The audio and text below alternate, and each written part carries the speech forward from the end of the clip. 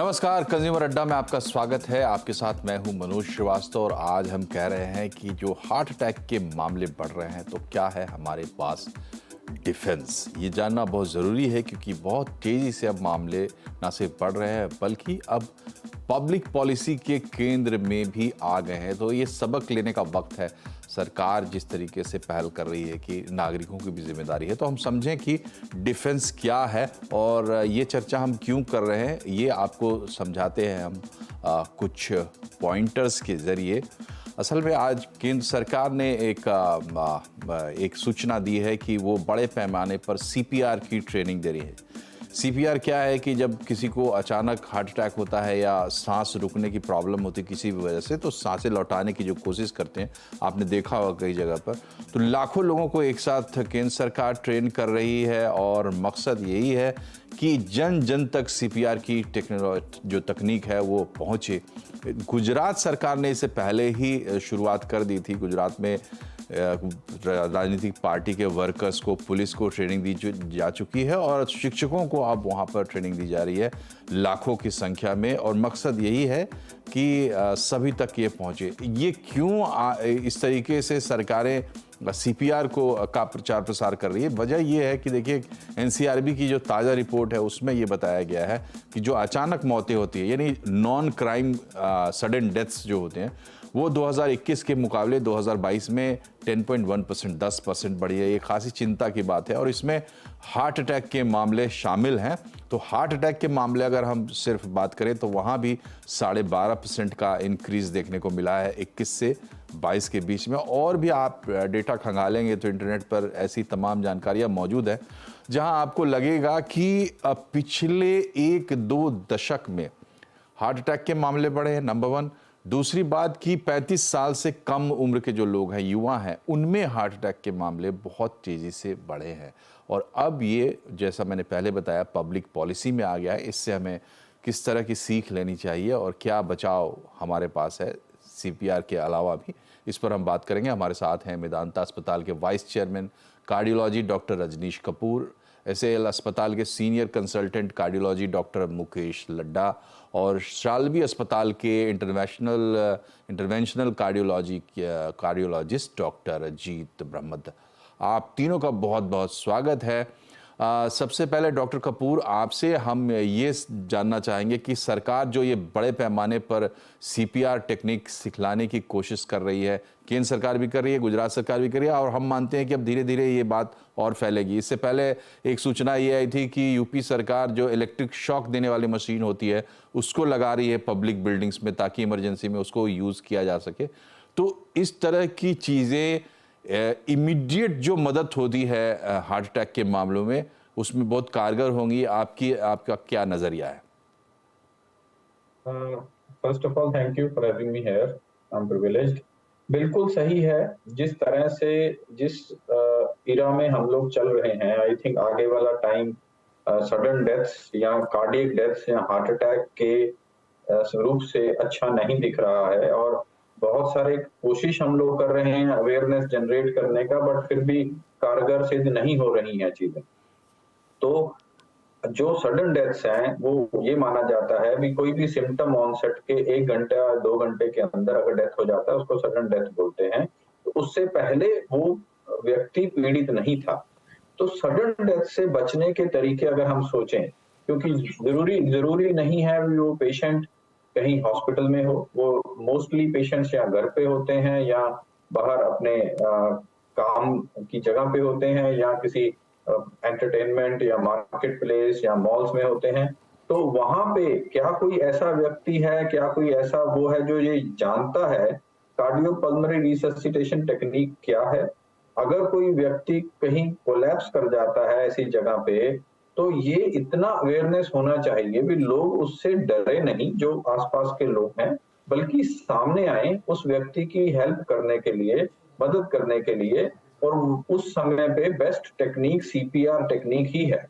हम लोग बहुत कोशिश बड़े सालों से करते रहे हैं इसका अवेयरनेस ज्यादा से ज्यादा बढ़ाने के लिए, बट अगर ये मास लेवल पे गवर्नमेंट इसको अपनाए, मैं तो ये कहूंगा एक सीपीआर का चैप्टर क्लास 11th या क्लास 12th के हर करिकुलम में जाना चाहिए, कार्डियोपल्मोनरी रिससिटेशन का चैप्टर उनकी एजुकेशन कंटेंट में होना चाहिए। तो वो सबको सीखना चाहिए और वही व्यक्ति उस समय पे जो कोलैप्स्ड व्यक्ति है उसकी बेस्ट तरीके से मदद कर सकता है। बहुत सिंपल है, कोई बहुत रॉकेट साइंस नहीं है।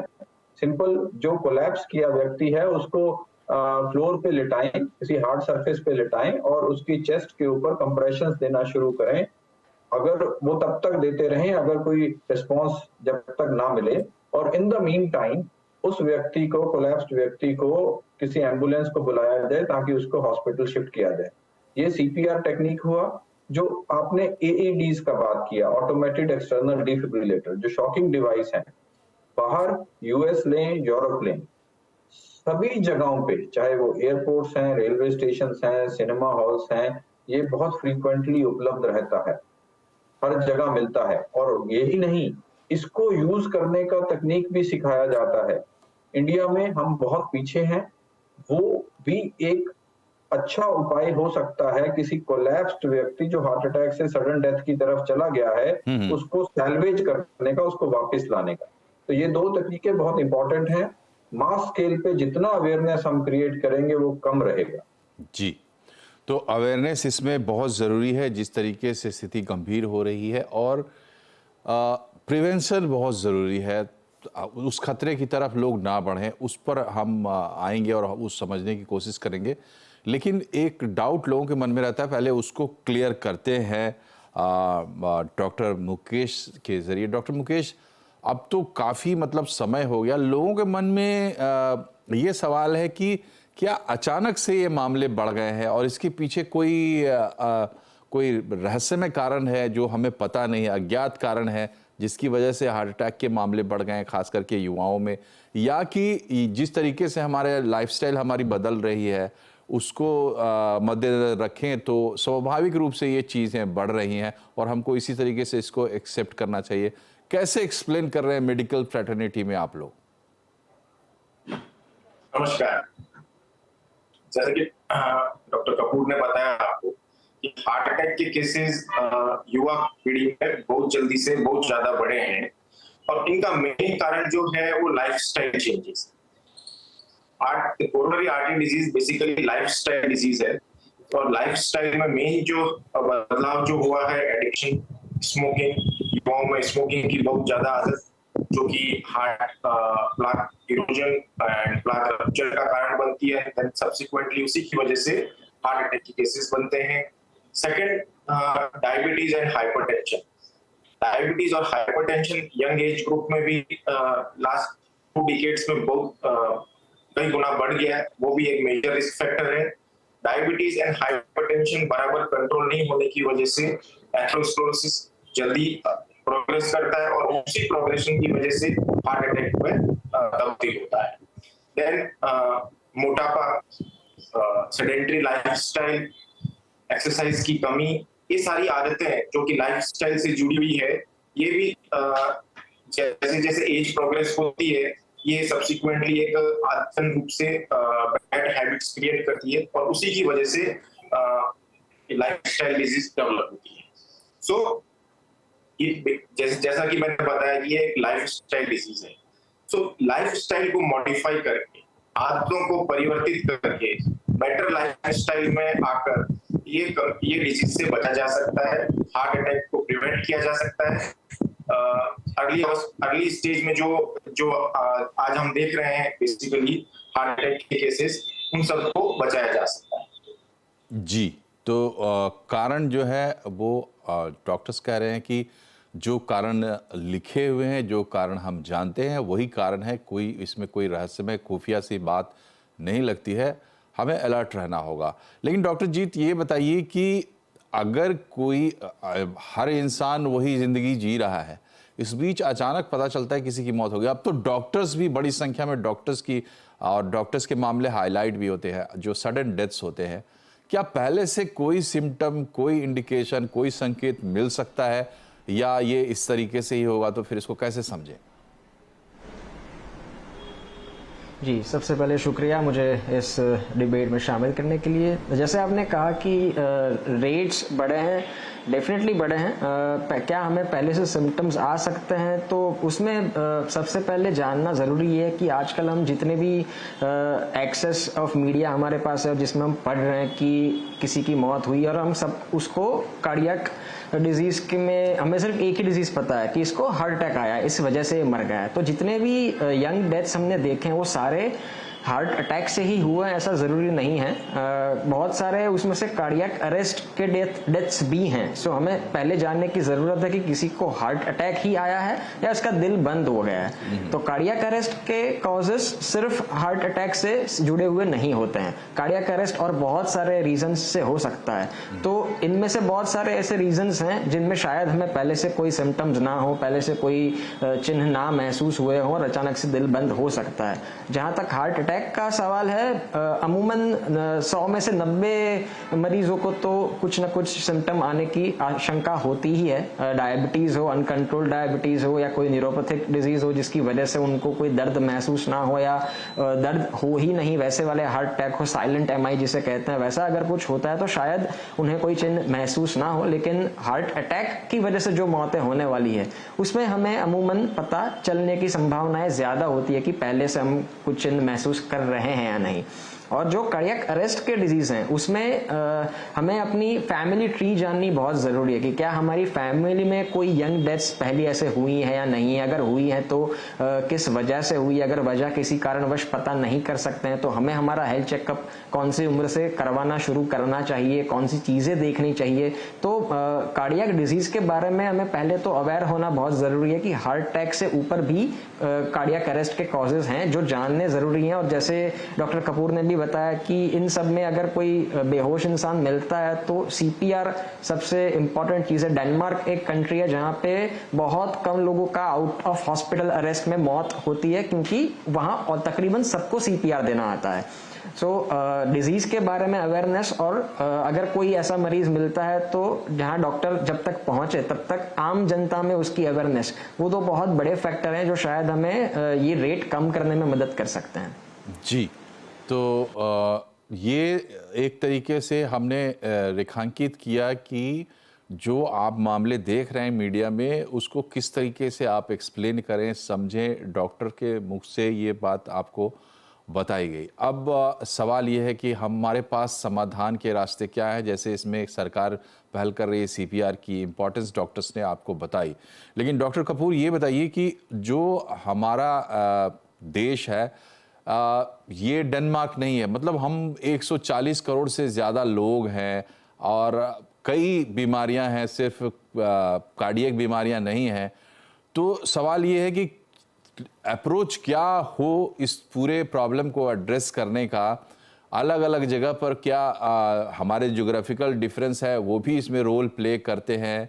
भारत के लिए, भारत के लोगों में इसके प्रति अवेयरनेस बढ़े और ख़ास करके उन लोगों में जो सीडेंट्री लाइफस्टाइल जी रहे हैं, इसके लिए ज़रूरी है ये समझना कि बचपन से लेके बड़े होने तक, क्योंकि अब तो छोटे बच्चों को भी हो रहा है, किस तरह के चेंजेस डिमांड कर रही है हमारी हेल्थ। मनोज बिल्कुल सही है। देखिए, आपने बोला सीपीआर एक गवर्नमेंट उसको अवेयरनेस फैलाने का कोशिश कर रही है, बट सीपीआर उन लोगों के लिए है जो ऑलरेडी कोलैप्स कर चुके हैं। उनकी संख्या को देखें तो वो हम बहुत इफेक्टिव वे में, हाँ वो बहुत जरूरी है, बट हम बात कर रहे हैं मास स्केल पे। ऐसा जो एपिसोड है जो किसी को सडन डेथ की तरफ लेके जा रहा है, सडन कार्डियक अरेस्ट की तरफ लेके जा रहा है, वो ना हो। तो उसका जो है हमें बहुत out of the box thinking करना पड़ेगा। ये हमने देख लिया पिछले 10 साल में, अवेयरनेस क्रिएट कर करके, प्रोग्राम्स बड़े कर करके लोग अपनी गतिविधियों को, अपनी जीवन शैली को आसानी से नहीं बदलते हैं। हमारे पास डेली मैं कोई 50-70 की ओपीडी देखता हूँ, हार्ट पेशेंट्स भरे हुए हैं, बट जब हम बात करते हैं भी वो व्यायाम की तरफ जाएं, एक्सरसाइज डेली करें, तो उतना डिसिप्लिन हम नहीं देख पाते हैं। तो मुझे ये लगता है इस समय बहुत जरूरत है एक out of the box thinking की। रेगुलेशंस लाए जाएं। वो क्या हो सकते हैं, मैंने कुछ फोरम्स में पहले भी ये बोला है, हमें शुरुआत करनी होगी स्कूल चिल्ड्रन से। स्कूलों में जाने वाले बच्चों की कैंटीन में जाइए आप, सब कुछ वहां डीप फ्राइड मिलता है। पहला रेगुलेशन, स्कूल कैंटीन्स में डीप फ्राइड फूड बंद हो। दूसरा रेगुलेशन, जब कोई नौजवान अपनी नौकरी की तरफ जाता है, एम्प्लॉय होता है कहीं, उसमें कुछ चीजें, उस एम्प्लॉयमेंट इंडक्शन में वो चीजें आनी चाहिए जिसमें सीपीआर भी सिखाया जाए, जिसमें उसको एक्सरसाइज के तरीके भी बताए जाएं। और मैं ये भी बोलूंगा, जितने भी एमएनसीज हैं, पीएसयूज हैं, बड़े एम्प्लॉयमेंट हाउसेस हैं, उन सब के लिए भी रेगुलेशन हो कि आपको एक सुविधा या एक मैंडेटरी चीज अपने एम्प्लॉय के लिए बोलनी है, आधा घंटा का व्यायाम करें। और उनको ये उपलब्ध कराना चाहिए अपने सेंटर के अंदर कुछ एक्सरसाइज जिम छोटा सा, जिसमें उनके एम्प्लॉइज ये यूज कर सके। जब तक ये हम ऐसे out of the box thinking करके सबके लिए अनिवार्य नहीं बनाएंगे और उसमें मैंडेटरी एक चीज नहीं लेके आएंगे, हम ऐसे ही बातें करते रहेंगे, ऐसे ही ये चीज चलती रहेगी। और मैं आपको एज अ कार्डियोलॉजिस्ट बताता हूँ, next 5 years to 10 years are so bad, we will keep on losing our youth with the heart attack, with the heart disease, and it's going to be rampantly exponentially rising further. So things are not looking good. It's a time that we wake up now. और हम तो अपनी कोशिश करते हैं, सबको बताते रहेंगे अवेयरनेस प्रोग्राम के जरिए। आप भी हमारे साथ जुड़े हैं, हम सब ये मैसेज क्रिएट कर रहे हैं, but it should be more than that, जिसमें गवर्नमेंट भी साथ में आए और रेगुलेशंस बनाए, एक टास्क फोर्स हो जिसमें ये टास्क फोर्स से लें। मैं ये अपनी सजेशंस दे रहा हूँ, हर एम्प्लॉयमेंट सेंटर पे छोटा जिम हो, सभी एम्प्लॉइज के लिए 20 मिनट वहां एक्सरसाइज करना अनिवार्य हो जी। नंबर 2, एक चैप्टर्स रखें आप 11th और 12th के कुरिकुलम में, जिसमें सीपीआर ट्रेनिंग दें, जिसमें अनहेल्दी फूड किस तरीके से हार्ट डिजीज बढ़ाता है ये बहुत एलेबोरेट तरीके से बताया जाए। जी जी। स्मोकिंग के आप डिब्बे पे देखें, लिखा होता है cigarette smoking is injurious to health.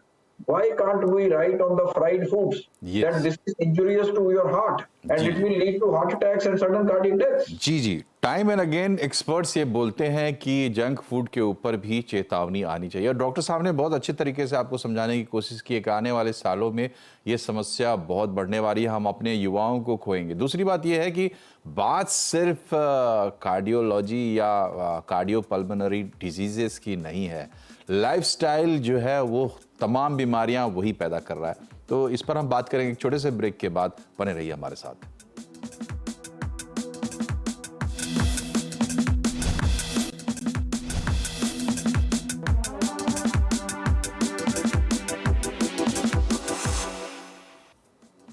Break के बाद एक बार फिर से आपका स्वागत है कंज्यूमर अड्डा में। आज हम बात कर रहे हैं हार्ट अटैक के अगेंस्ट हमारे पास क्या है डिफेंस के तरीके।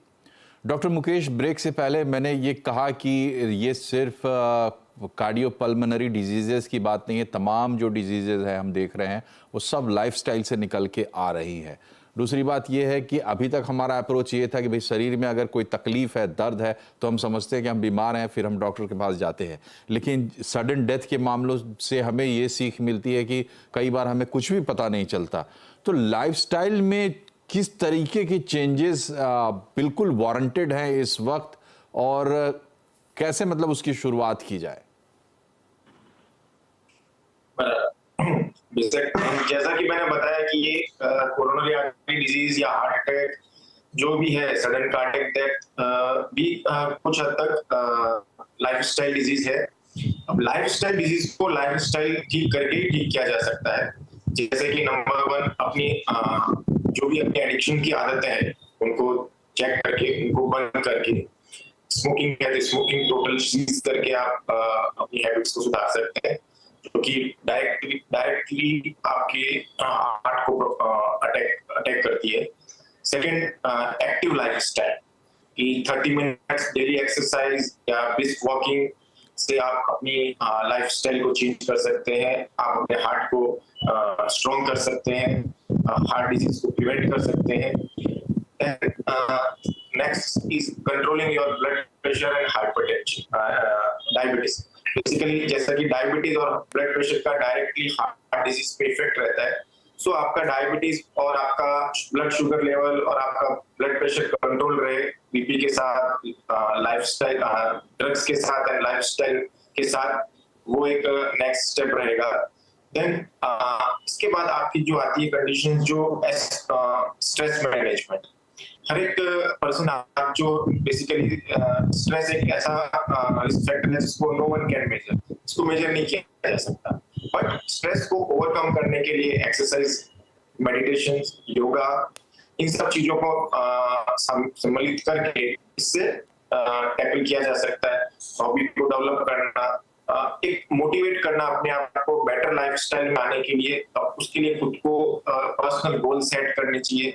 उन गोल्स को जैसे जैसे वो गोल अचीव होते हैं, उन गोल्स पे मोटिवेट, अपने आप को मोटिवेट करके उस बेटर लाइफस्टाइल में अपने को आना चाहिए। जी, तो दुश्मन अनेक हैं अब आपकी लाइफस्टाइल में, आपके खान पान, आप किस तरीके से उठते बैठते चलते फिरते, ये सब कुछ बदल रहा है और आपके खिलाफ जा रहा है, तो उसमें सुधार करने की ज़रूरत है।